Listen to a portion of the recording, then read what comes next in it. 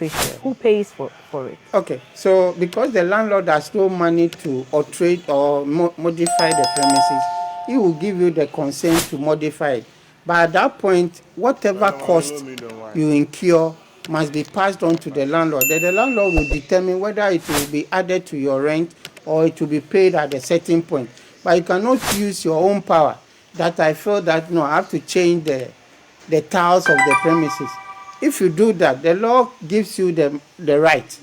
But at that point, when you are moving out, you make sure you reinstate what you came to meet. Okay. Okay, so that one is just simple. Let me understand that correctly. So I move into a place and there are no tiles on the floor. Yeah. I decide to put some tiles in there.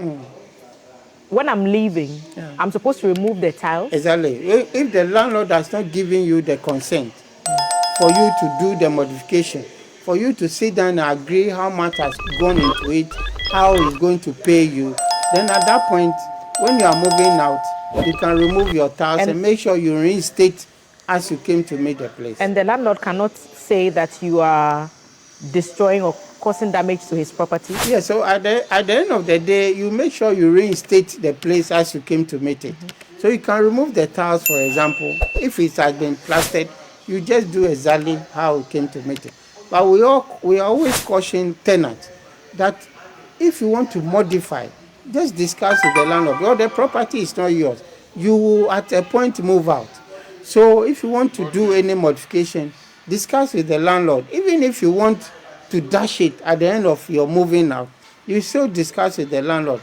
The law as it is now, the way you come to meet the place, you should leave it as you are moving out. Matiti has many questions, but let's tackle point 7. Yes. And it says that you shouldn't repair or pay for any damages that's caused to the premises during the tenancy period. The tenant should not repair. No, shall repair actually. Okay. The tenant shall repair and pay for any damage caused to the premises during the tenancy period. Does this include updates and maintenance of the place? So there's stuff that, you can only use this cup for so long. At some point, maybe the hand will fall off, or the toilet seat will break, and that should be the tenant's responsibility. So, Tema, there are 2 categories of maintenance.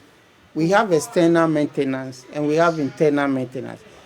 The interior maintenance is the responsibility of the tenant, and the external ones are for the landlord. The interior are the responsibilities of the tenant. Okay. But we also factor in wear and tear.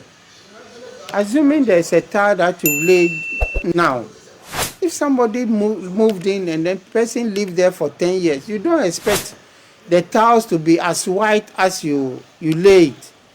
Definitely there's going to be wear and tear. So when the person is moving out and you feel that the white tiles are turned into black, you don't expect that the tenant will reinstate that white tiles if wear and tear has been. If the person moved in for 1 year, we all understand that 1 year cannot deteriorate the tiles but if on the part of the tenant, he has made certain activities that has caused the wear and tear to be faster before the period, then the tenant will be mandated to reinstate the place as he came to meet it.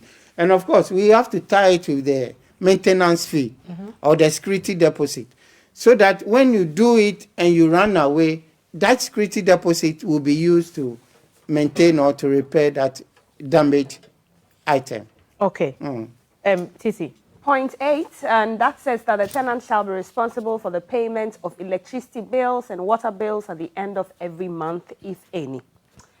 For the point 9, it does say that the tenant paying the rent hereby reserve, observing, and performing the agreement may peacefully enjoy and occupy the premises without any interruption by the landlord. Peacefully enjoy. That point. Yes. You see the interruption bit. So there are landlord, and please, if you are my landlord, this is not me, bashing you, okay? if you are my landlord, me and you, we are cool. Why? Good morning to all the landlords out there. But you see, landlords sometimes impose certain rules for living in their homes. Are those which of those rules are legal, first of all? Because there's noise limitation on number of visitors.